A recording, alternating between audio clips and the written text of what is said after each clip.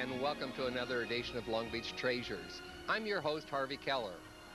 At the opening of every show, you always notice the mosaic behind me, and today we're going to be talking about that mosaic because there seems to be some discussion about whether it should be moved or not, and forerunner of one of those is Anna Marie McGuan. Anna Marie, thank you for joining me.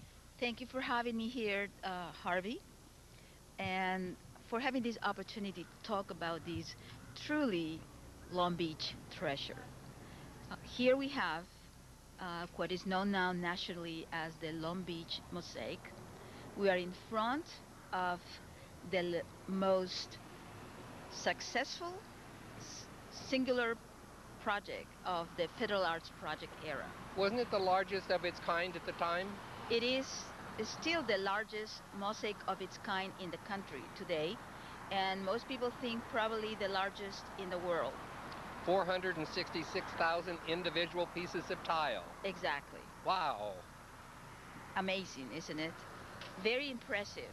Now, there were close to 80 artists that worked in the creation of this particular mosaic. As you know, it is a WPA work. Wasn't that to help the struggling artists during the Depression?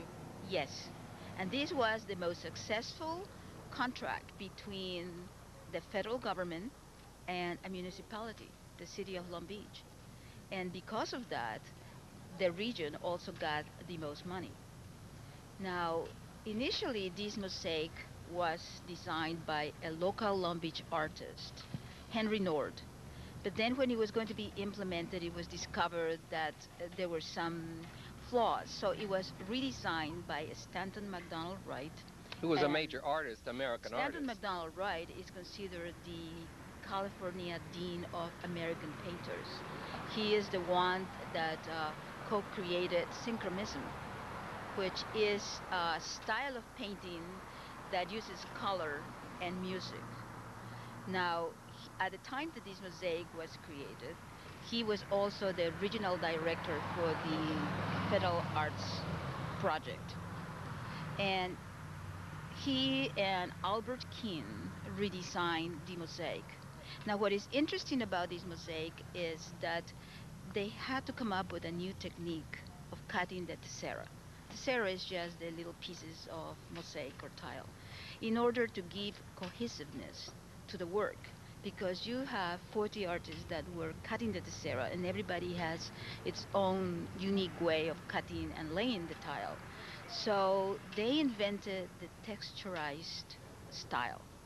Now, texturized refers only to not texture as touch, but to the shapes of the different patterns of tile. So what happened is you have these artists that were working in the WPA building in downtown Los Angeles, laying the tessera. The, the pattern had been laid on the top floor of a building, and they will put together parts. If we could maybe point about, the parts, you see that there's different pieces, different scenes. Right. So each artist will take a piece and they will use their ingenuity in putting the little pieces of mosaic together. If you can even come closer, you will realize the intricate little patterns of cutting and how much ingenuity and creativity would have had been needed, to put it all together. Now, this is in remarkable condition for being done in 1937, 38. Yes, it is. It is. It has held very well. It has some little weak points, but nothing that could not be repaired. And originally it was under the great Roman arch of the municipal auditorium. Well, this particular um, piece of art was created as part of an agreement between the government and Long Beach to specifically decorate the old Long Beach Municipal Auditorium. The Long Beach Municipal Auditorium was completed in 32, and it had a wide blank wall that needed some decoration. So the federal government paid for the salary of the artist, while the city of Long Beach paid for the tiles. Okay. Now, before we run out of time, The reason it needs to be moved, and it would be nice if it could be moved back to close to its original location, but Sure. they're going to build condos along here. Yes. It doesn't seem like it's big enough So, area for condos. well, there is 40 feet between the street and where the mosaic is located. So, what is going to happen is this area will be enclosed in a courtyard. So there won't be public access to Well, the... there will be public access in the sense that this site will never be closed. Um, the city will retain an easement. However, the land where we are right now will be privately owned. The city will only retain title to, of course, the mosaic and the land where it lays right now. But for all intent and purposes, the upkeep of this mosaic will be passed on to the future homeowners association of this new condominium. And they could always make changes. Well, the concern that preservationists have is that eventually this may become private, just because it's open to the public, as you can see, and it could become what is known as an attractive nuisance. And then, of course, the homeowners association will be forced to take precautions to protect their security, which is very important. And we are afraid that they may have to build a gate, and then the hours on when the public can come and enjoy the mosaic will be limited. Now, And when the condos are built, will it still have the visibility from the street it has now? it's supposed to have visibility if you see all across the promenade. But of course, its visibility has been significantly diminished of what it was originally intended. This mosaic was originally intended to be seen from all Highway 6, which is now Long Beach Boulevard, and it was supposed to be seen from miles and miles on that direct line, and the mosaic would be where now is the Long Beach Terrace, kind of in the second floor.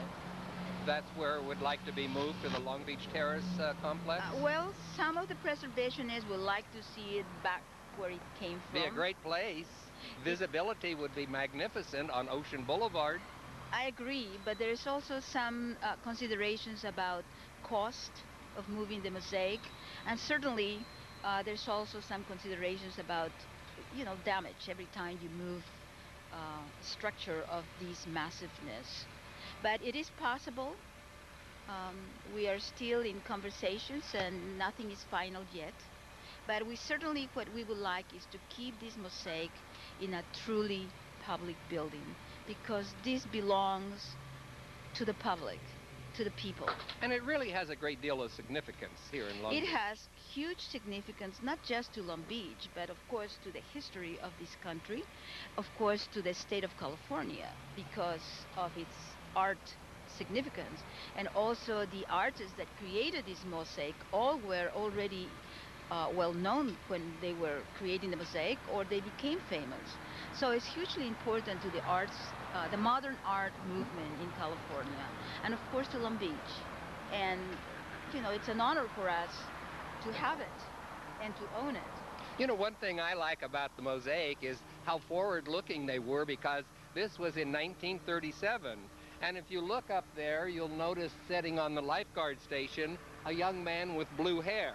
Now, I don't think young men would have worn blue hair in the 30s, but they were today, so they were very progressive in their thoughts. Well, MacDonald Wright was very progressive. He was kind of ahead of his time. So, and he was the one that was directing the construction of this mosaic. One of the things I would like to see happen is a little more formal research in the history of this mosaic. I would like to get more formal research on each of the artists whose names appear on the tiles around the mosaic. And there's also information that the great muralist from Mexico in 1938 came to Long Beach to study and admire this mosaic. And of course, there's only, three great muralists from Mexico, and that's Siqueiro, Diego Rivera, and Orozco. And so it will be interesting to get more formalized research on their participation or influence on this mosaic.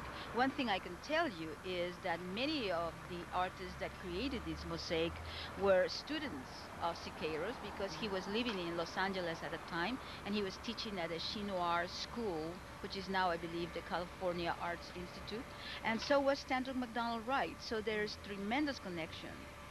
I understand the artist's name up here around the Yes. border that encircles the mosaic, and Yes. that they drew lots to see where their name would be placed because everybody wanted their To be name low closer. so people could see Yes. it. Yes, all the names artists, they all were so proud of this work that they signed their names on the mosaic. And I tell you something else.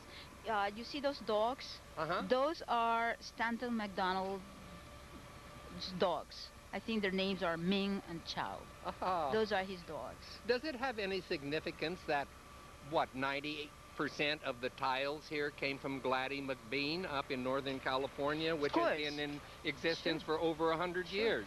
Well, that's what makes it so important to the history of California, in addition to the artists that were, became very famous, not just in painting, but also in the movie industry. Yes.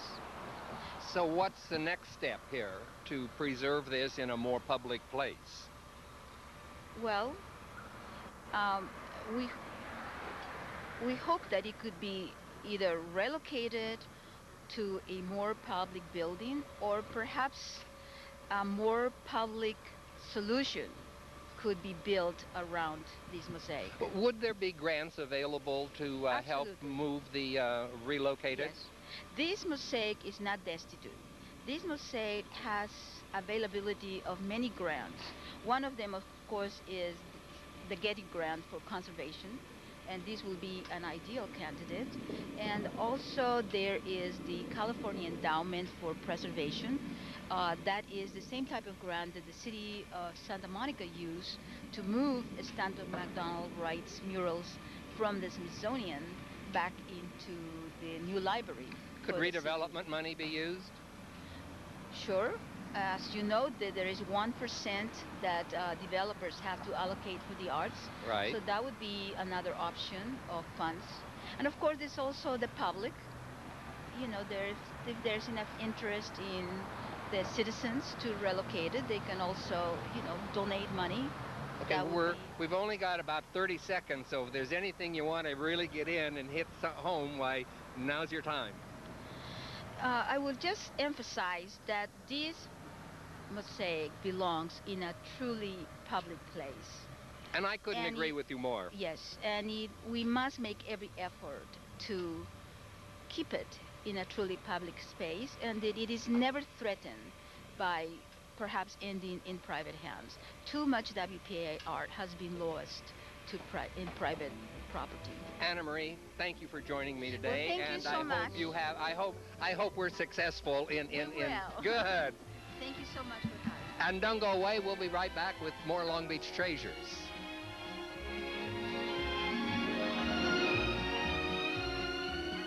Local origination is an extremely valuable product, and it allows us to do a broad spectrum of programming. I tell my team that I want you to do programming about this community, but if NBC has done it or will do it, don't do it. But they're not going to do the local, game of the week. But I guarantee you that that mother or father that sees their child on television is a great fan of this company. Food's great. I can see 11 TVs from where I'm sitting. Great atmosphere, good service.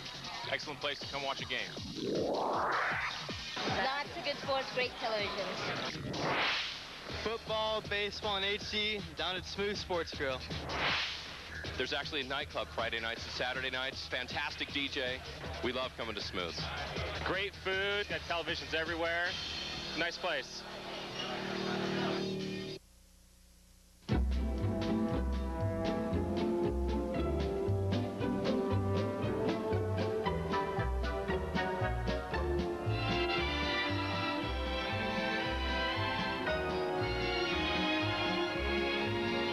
Welcome back to Long Beach Treasures. I'm your host, Harvey Keller.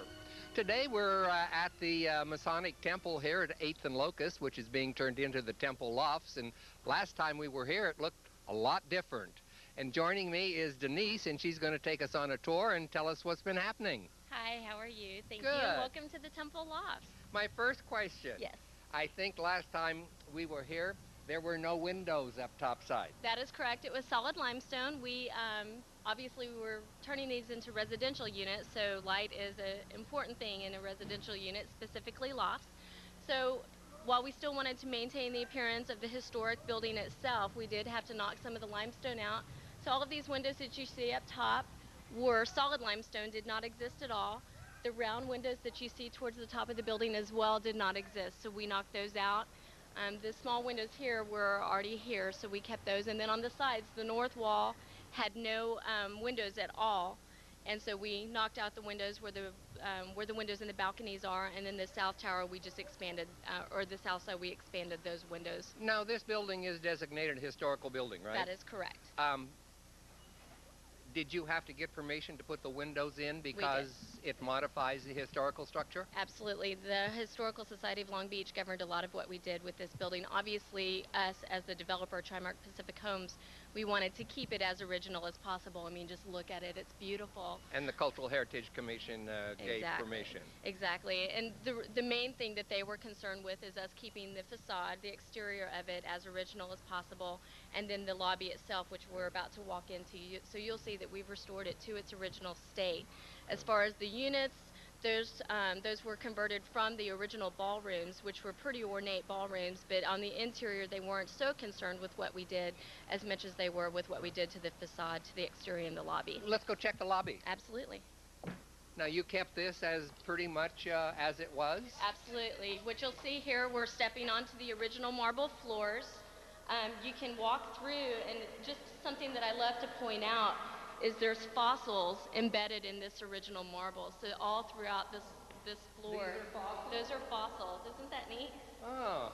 So we had the original medallions. Unfortunately, 2 of them were missing when we took over the building, so we've since replaced that with the presidents of our company.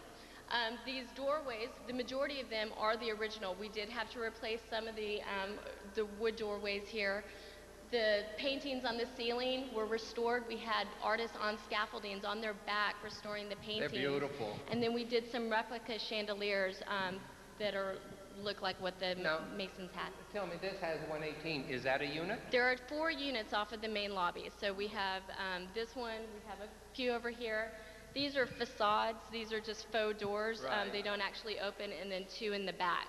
So we have 2 units left on the main lobby here, and you can just see that it's a pretty grand entrance to your home to walk into the lobby. Neat entryways. Exactly. With the carving and all the heavy wood. Exactly. And then we have here what we call our Romeo and Juliet balcony.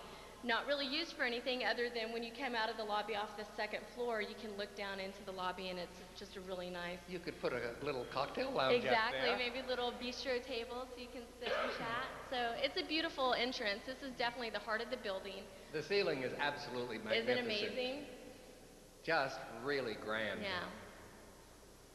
So we have photographs in our office of the lobby back in the early 30s, and it looks exactly like what you see right now, pretty much. When was this built? Do you know? It was built in 1928. 28. And it was built by the Masons, and obviously that was their trade, so it's very well built. It survived the 1933 earthquake with minimal damage. It has undergone an extensive retrofit, and I can show you an example of that as we go through some of the units.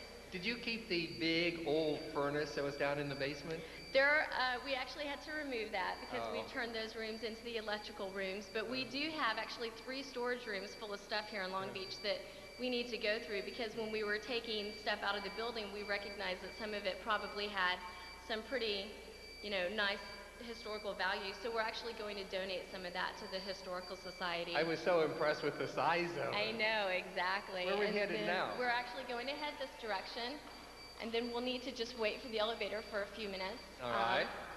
But we do have 2 elevator access, and that's also one of the things that the Historical Society wanted us to keep as original as possible. Okay, we'll wait for the elevator, and we'll go on up then. Shall we? We can walk if you'd like, or can... Actually, here we go. Thank you very much. Going to the 3rd floor.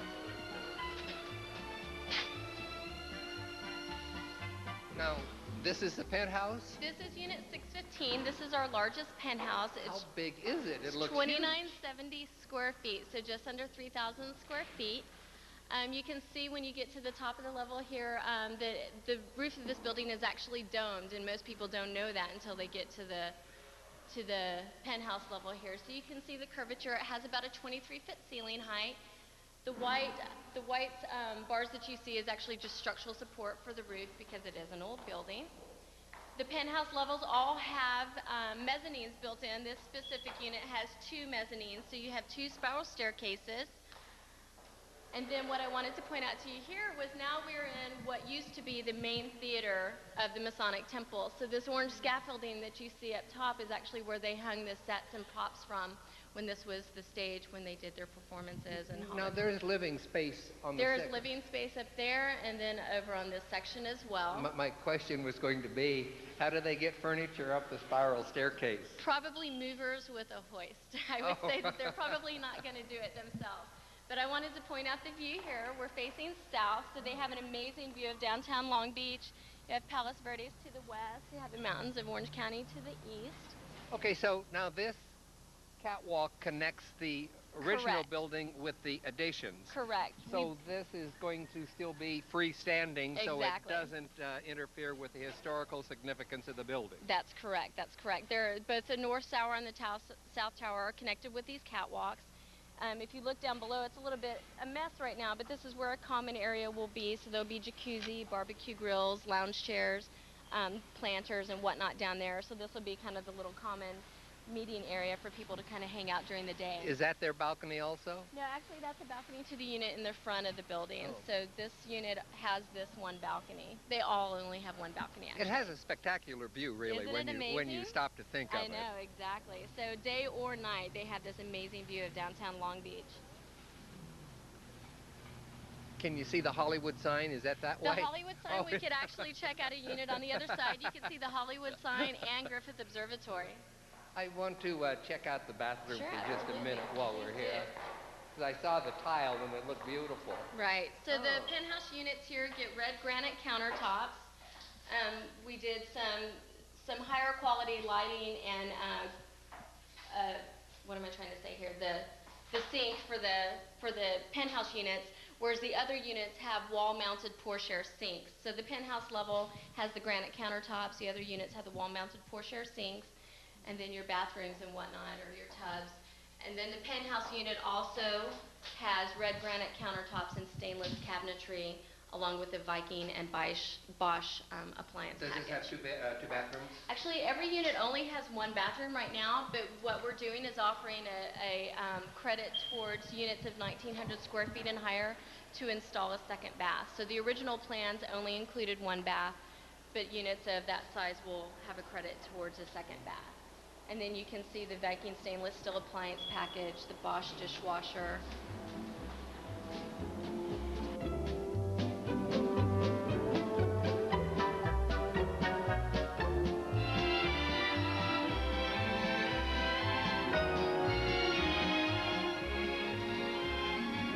All right, now this is a little smaller than the last one we were in. This is the second to the smallest unit. The smallest is 791 square feet. This particular unit is 989 square feet. The appearance, it feels much larger because it's on a corner here, so it has a lot of windows, so it doesn't really feel like it's What under floor are we 1,000 on? square feet. We're on the third floor. Third floor? Because they still have a relatively nice view up here. Exactly. And they have all these windows, which is a huge plus, the amount of natural sunlight that they get in this unit. In fact, the building right there is going to be receiving an award from Long Beach Heritage at their annual banquet. Oh, really? How nice. Beautiful Art Deco lobby in there. So this unit, like I said, 989 square feet. Unfortunately, this size right now is completely sold out, but there's always a chance that something could become available. You can see that we, in the standard units, have the black granite countertops and maple cabinetry, still with the Bosch and Viking appliance package. And then we did some stainless lights in the kitchen to kind of go with the appliances. The chirping you hear is the battery and the Oh, and the smoke detector. I thought it was my shoes. No. And I thought, well, my shoes don't squeak. Yeah. So yeah, we installed the smoke detectors and they're starting to go dead. And everybody has a private balcony. Everybody has a private balcony, and then the units on the first floor, the majority of them have a private patio, which if you wanted to, you could actually look down on right now. And then that would open onto the common area. Right, exactly. So you can see over towards the front, private patios. These are planters. This is a common walkway here, but this is a planter. So there's a lot of planter block boxes throughout. So the goal is whenever you're looking down, you have some nice greenery to look upon. Now, are there going to be openings in the wall here for the catwalks to expand, or do they end right there? They enter into the building. The top level right there, that actually doesn't enter to the 6th floor because that's just covering for the 5th floor there. Or I'm sorry, the 6th floor, and it's just covering for this walkway up here. So there will be a door leading into exactly, this building. they do enter into the okay. building. And so it's going to be open-aired like that, and then they would just either take the stairwell up or take the elevator up and then cross over onto the catwalk to their unit. So there's 4 units on each level. There's 16 in each tower. So the north and south side has 16 units. They really have quite large windows, don't they? They do. They definitely do. The plus about the towers is regardless, if you're on a corner, you have 3 sides of windows, and the corner units have curtains of glass going around the corners. And then if you're in the center, you have 2 sides of windows. So right here, they have the north side of windows, and then they have a south side of windows. Well, I must say this looks a lot different than the last time I was here at the building. Well, it's been quite an undertaking. We've been working on this project for about 2 years now, specifically on the construction. Selling well? Selling very well. Yeah, we have about 60% sold right now, so And we still have quite a bit available. Occupancy approximately? Occupancy will be this spring sometime, so we're expecting March, April-ish. Oh, that's not that long away. And so we have several units still available. People can go to our website at templelofts.com, and we have our sales office at 415 Pine Avenue, and we're open 7 days a week. And we are giving tours of the building as well, so we can actually take people through a good number of the units that are very near completion, and then they can get a good idea of what's still available. And do they have children? There's a school right across the street. Exactly. We have a high school for the arts and the elementary school, and it's in walking distance. We have the bus that goes up and down Pine Avenue that stops right here on the 8th. So we're conveniently located to all the restaurants and shops and the Pike and everything that's going on down here in Long Beach. That's good. Denise, I want to thank you for taking us on the tour. Thank you very much. I've been looking forward to seeing this once again, and I'm quite impressed. Well, thank you. Thank you very much. We're very proud of the project. I'm actually buying a unit in here as well, so that kind of makes a difference when people know that I'm happy to sell it and happy to live here. Hey, must pay well working for them. But thank you so much. It was a pleasure showing y'all around today. Thanks again. Thank you. And that's our show for this time. Be sure and come back next time and join us as we uncover more Long Beach treasures.